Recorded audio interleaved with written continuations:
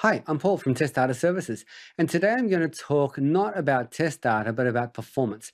Performance for long haul links, and like in particular for intercontinental links, where you have, say, users a long way away from a central server. And I'm going to talk about it with low orbit satellite type technology like advertised by Starlink and actually available now via Starlink, and also Kuiper, that's AWS's offering. I'm going to give you a quick introduction to how it works, and I'm going to suggest some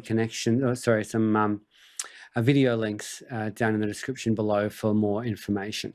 So this is a almost to scale diagram of the Earth with some orbits. Now, we've got this black dotted line around the edge here, and that's about 35,000 kilometers from the surface. So most satellite internet service providers so far have geostationary orbits around about this far away, and that takes over 200 milliseconds for a message to go from somewhere on the Earth all the way up to there and back. That's a long time.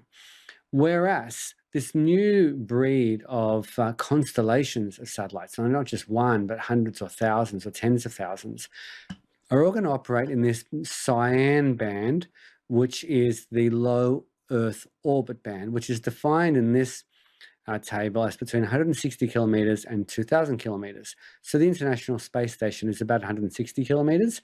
Most of SpaceX's ones are going to be around 500 for the low latency, over 800 to 1100 for the other connections. So we're in the middle of this blue cyan area.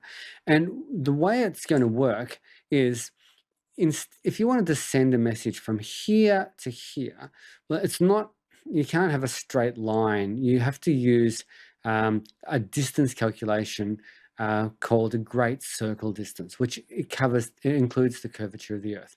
And to go from one extreme to another, about the longest distance you can have is about 20,000 kilometers. And if you did 20,000 kilometers and you had a fiber that went exactly the way you want it to go, which is never going to happen, but if you did, it would take two lots of 20,000 kilometers, because we're going up and back at about 200,000 kilometers per second, which would be about 200 milliseconds for like a ping. Now, in reality, it's going to zigzag all over the place because you don't have cables directly. If you're in London and New York and you care about comms between those two finance capitals, then you might have a cable almost between them. But for a lot of situations, you won't. It'll have to hop between one cable to the next and so on. However, if we look at these low Earth orbit satellites, the low ones are near this red dot area, and they are about 500 kilometers up. So to get a return trip at 300 kilometers per second is about 2 milliseconds, so not much time at all. What it also means is if we were to use those satellites there, plus some others at 800 and 1100, then the ones at 800 and 1100 are used to communicate across the whole network or across the whole constellation of satellites. So that if you have a message that wants to go from here to here, it'll go up to one of these close satellites, then up to one of the ones on an outer shell, and then it'll do a bunch of bursts of communications, and it probably will take maybe 21,500 kilometers, which actually might be less than the actual fiber optic cable distance on the Earth, because it can almost go line of sight. But the satellites are all moving, so there won't ever be a straight line.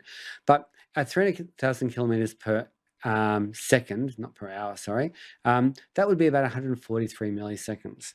So what it means is to get a message from one end of the Earth to the other is about 50-something milliseconds faster with a satellite-based approach compared with sending the messages on submarine cables under the ocean, which I think is pretty amazing. Now, Starlink is not science fiction. I went last night to see if I could order a Starlink kit. I didn't order it, but if I put down $139 Aussie, then I would have been able to order it, which to my home address, I rubbed out the street. But how's that? So it's ready to go. Now, what's next? So I'm very keen on AWS. I've done a lot of work on AWS, do a lot of testing with AWS, and I use AWS to help me do testing. One of the things that helps performance of most systems, most globally distributed systems, is having an edge network and making good use of it, whether it's a simple CDN or actually running code at the edge.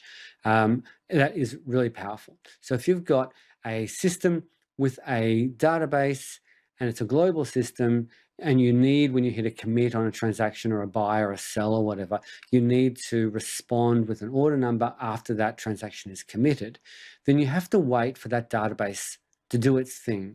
And if that's the other end of the world, you're going to have that 200 odd millisecond of extra latency for the comms, for that propagation of that message across the 20,000 kilometers. But if that reduces from 200 down to 150, it doesn't sound like an amazing thing, but you actually do notice that. It will feel a little bit more snappy. But to me, the biggest benefit is that it's not just people in cities that get this, but everyone will get this. But those nodes or those network appliances up in space on these satellites, they may be able to do more than just route traffic. Maybe they can actually have CDN components on there or edge processing components on there. If they did, it'd be like having a SEDGE, a space edge server or resource.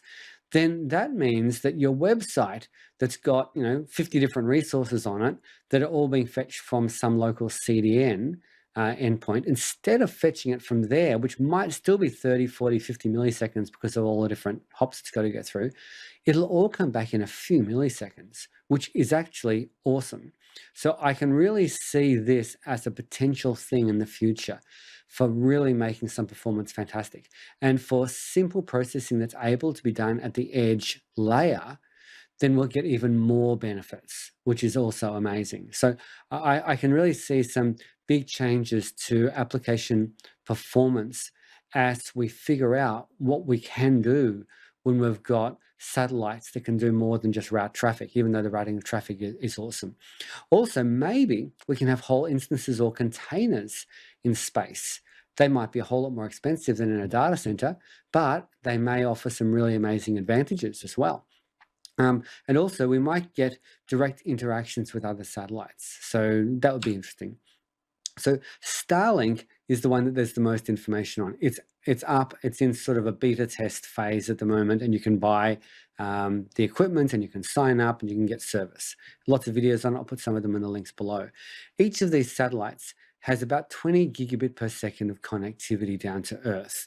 They also appear to have about 5 lasers, and it seems that they'll have about 4 of them connected most of the time to other satellites that it thinks it needs to be connected to, so that it can get messages spread far and wide. There'll probably be all sorts of very clever algorithms for how to do that and optimize it. That'd be an amazing project to work on.